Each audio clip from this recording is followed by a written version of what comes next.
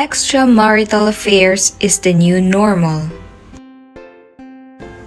Hello, ma'am and sir. Good day. I am Ampong Michaya taking up Bachelor of Science in Nursing. Today, I will be debating about the chosen topic, which is the extramarital affairs is the new normal. I will be defending the two sides, which is the affirmative side and also the negative side. Let us first define what is extramarital affairs. So, these are the relationships outside of marriage where an illicit romantic or sexual relationship or a romantic friendship or either a passionate attachment occurs between each people. So, an affair can continue in one form or another for years, even as one of the partners is to that affair passes through marriage, divorce, or remarriage. Now let us first debate my affirmative side. I agree on this. Why? Because I believe that this is the new normal in this generation. We believe a romantic partner is there to provide us with love, comfort, and security. So people are quick to make judgments and lay blame on perpetrators of what they see as a significant violation of a relationship norms and betrayal of trust. So a little harmless flirting does no wrong. In fact, it might even be healthy to put yourself out there and talk to new people and gain new experiences. Or let's just say that your wedding vows talk about a lifetime together, a life of unwavering loyalty, one of getting old together through good and bad times. As years pass by, that spurt of love turns into monotony. This is when you discover the glitches in your happily ever after, and then enters the one we call an extramarital affair. Most of the times, he is the one who is also married. You both enter in it for fun and presume that you both can handle this relationship without disturbing your married lives. This special one makes you feel the soul connect with great sex, compassion, and understanding that seem to have gone missing from your marriage.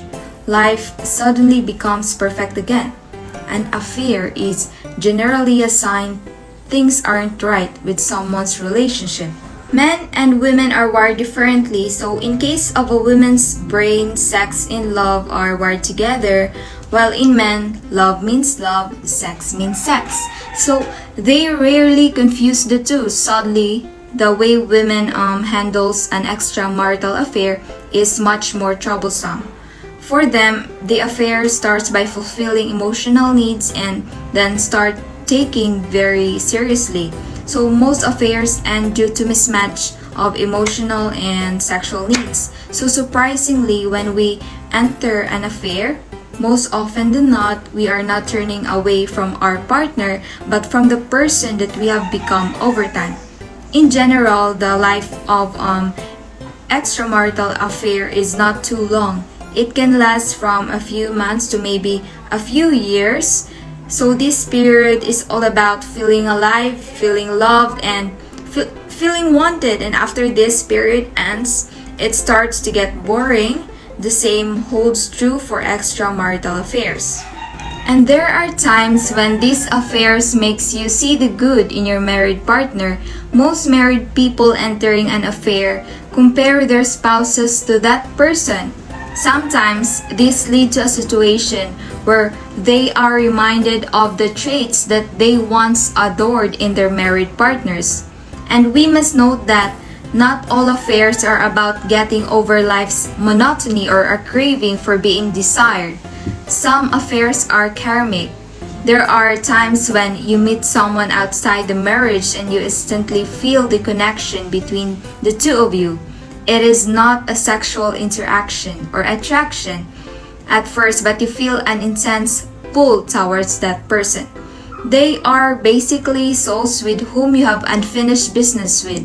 You will experience a constant thirst to be with that person, and You won't find peace unless you indulge in that person in some way. The person who is unhappy with their sex life at home can finally get some happiness and satisfaction in the arms of another person. So this then enables them to be happier in their home life, so their spouse is no longer being criticized so much. And it also enables them to stay in the marriage longer and possibly be nicer to their spouse since they are now happier. Thus, the spouse is also happy.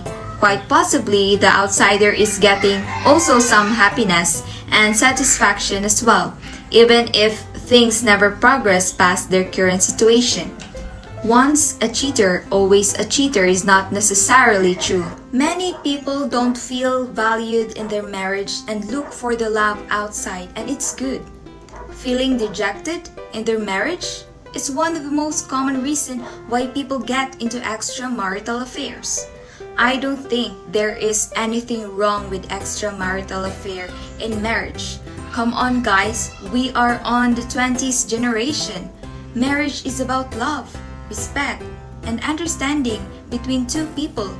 If there is lack of efforts from the other people, why not go and have an extramarital affair? Because life is short. Lust is a God-given desire that's gone haywire. And I would say that extramarital affair, desire in marriage, can light that fire that keeps the marriage together. Now let us move on my negative side. I disagree because no matter how you look at it, having an affair is setting a bad example for your children. When they find out, they will feel humiliated, confused, insecure, sad, and of course angry that you could ruin their life. As a result, you will lose your moral authority with your kids. Discovery of your affair could lead to divorce. Or let's just say that you have been unhappy in your marriage for a while now.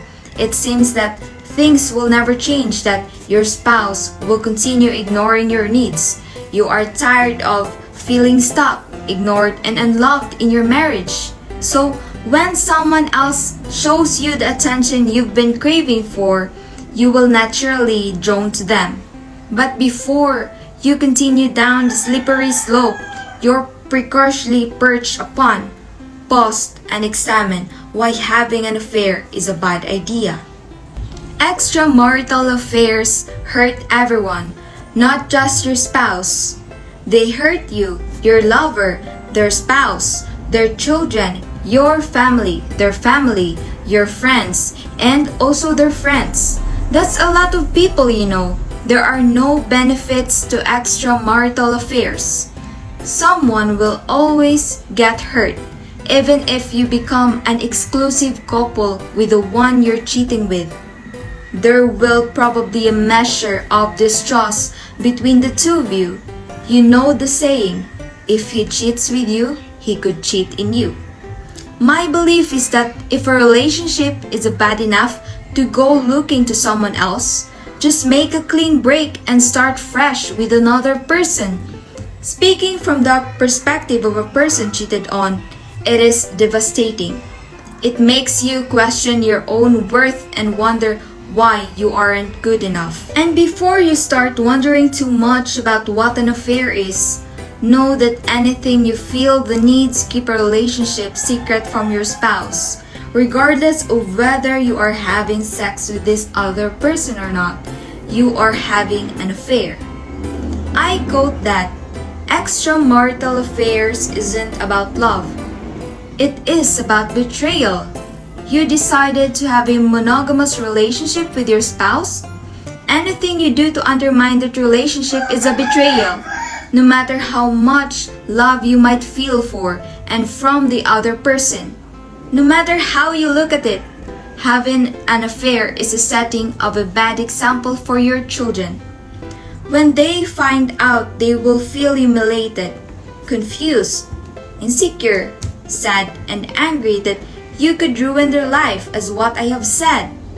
As a result, you will lose your moral authority with your kids.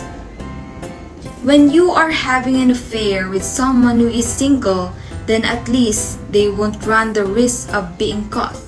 When both of you are married, You are both going to be cheating and lying to your spouses, and that is not a good example that God has said to us. I believe that if you love someone, you would not have to cheat. We are not born to cheat. I'll say that we have to remember that God didn't mess up the institution of marriage. God created it perfectly.